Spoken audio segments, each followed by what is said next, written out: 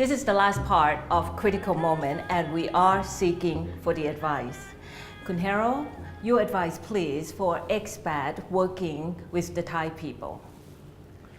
Okay. Whenever we have a new expat manager come, usually it's for joint venture companies, because in the big rim companies we hardly have outsiders come or foreigners come.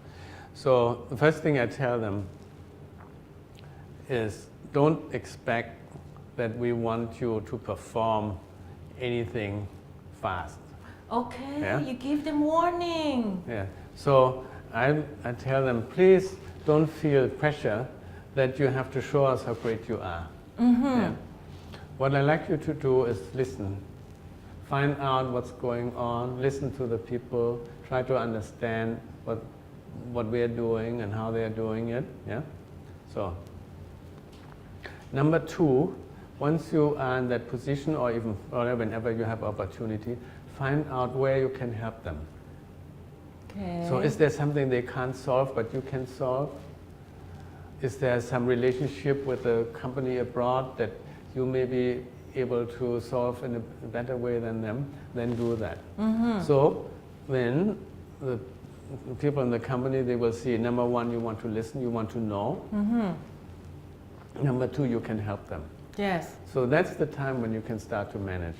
So that's the time when you can start to lead, bring in maybe some change if there's some change necessary. So, but can expat be automatically comply to your warning, number one and number two, not mentioning number three yet? Well, they can if they want.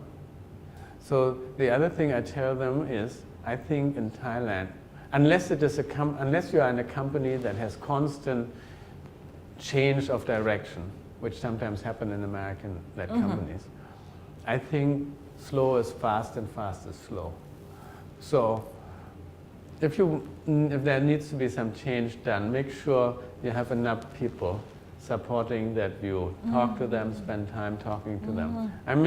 Whenever I did that, I was successful. Whenever I didn't do it, failed. So I think if you follow, and the last point, I think really watch yourself whether you're arrogant or not. And usually what do you find, sir? I think every person has a certain arrogance. It doesn't matter whether you are German, whether you're French, you're American, you are Thai, everybody has. Because there are some ways how you have been successful in your life, otherwise you wouldn't be sent here. Yes, it's now, natural. You think that this method works. It may not. So if you see other people do ways in another way, try to understand first why they do it that way, what's the benefit of it, rather than thinking that, this is not a successful way. So I think if you follow these 5 points, your chance of being successful is very, very high. Yes. And all those people who did that, they are successful.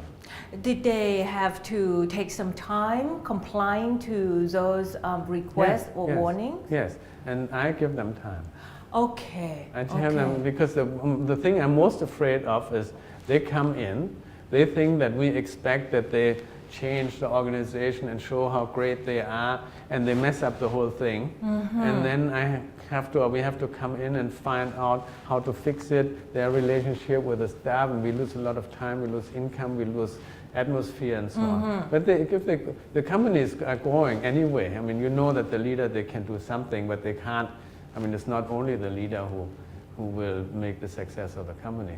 But what we don't want him is to make it a failure. Yes. So the first thing is ensure that he can contribute. And so we give him time, he can have months of time. Yeah. So the concept is fast is slow and slow is fast. Yes, That's right. because being slow, you prevent yourself from making mistakes. Yes. And how about for the Thai?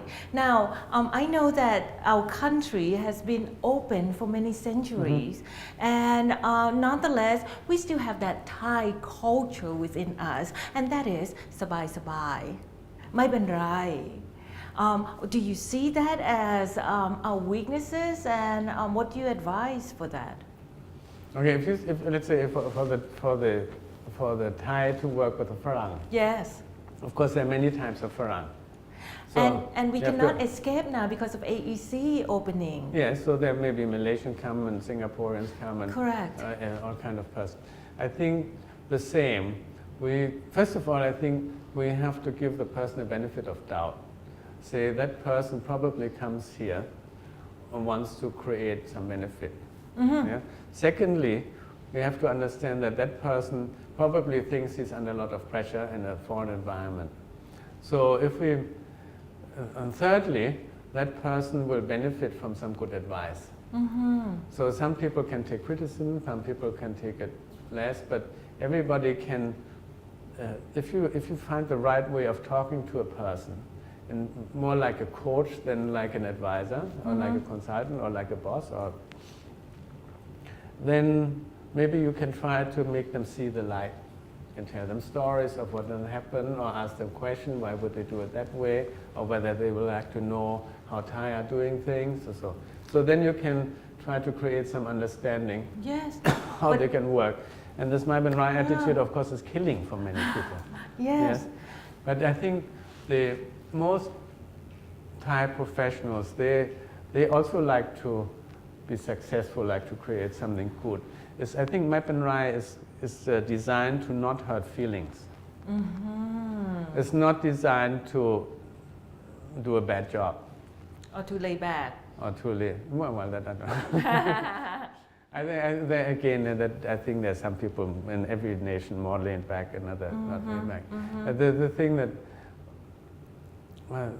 thing that I have trouble with is if somebody makes a really huge error or mistake, and then he says, "I'm sorry," and then he thinks matter is all gone, finished. Yeah? This, I think, doesn't work at least doesn't work with a German.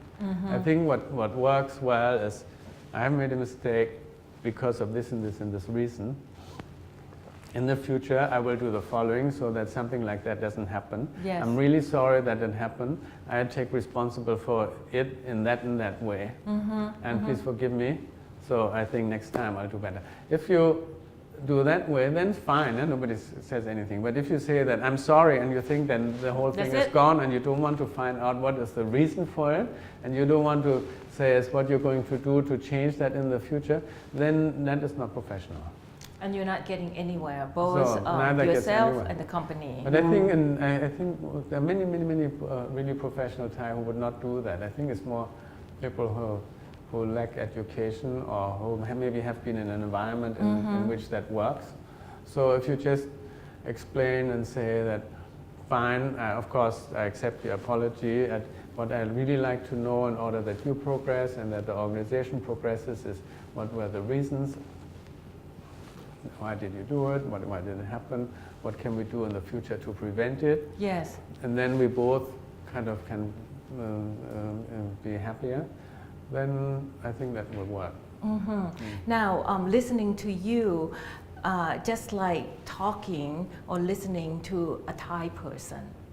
But you don't look Thai, and you've been expat for many years.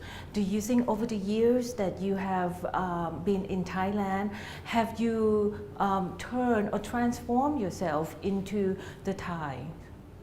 Well, I think, let's say my friends or many foreigners also, they say so. Yes. So yourself, how do you know, right? Because our changes happen gradually. And I think Thai have, actually I see it as a compliment, because I think Thai have many lovely attributes. And I think if we can marry the strength of the Thai and the strength of the Germans, then I think the company will continue to prosper. And Kun Caroline is very active now in Be Green. Kun Caroline, your daughter, do you think she is more Thai or German in nature? How are you grooming I think she's her? both. I think she's both. Because she grew up here, and she has Germanic parents. So at home, of course, we speak German with each other. I tried once to speak Thai with my children and didn't work at all, because at that time they were so young. They thought, this is crazy with this person. I always speak German. Why does he want to speak Thai? Anyway, so that I think that Thai is okay. And they try. So Caroline also tries a lot. And Caroline is the first person in the company who went to a coach. Actually went to 3 coaches to find out how she can improve and how she can be successful in a Thai working environment and so on. So she's really trying. Because she studied abroad, she speaks many different languages, and she's very diligent. She wants to do the right thing, and so she gets coaches to tell her. Because she also found out that it's very difficult to, if you are the daughter of the owner, it's very difficult to get some honest criticism from people around you. So it has to find some other ways how to find out what she should do, what she should do better, what she's doing good already. What I see is she integrates very well with the society. She's a very active member of YPO, Yes. Young Professional Organization. Do you see that is the need for the expat living in Thailand to integrate with the Thai society at large? Much better, yes. Definitely, yes, it definitely should.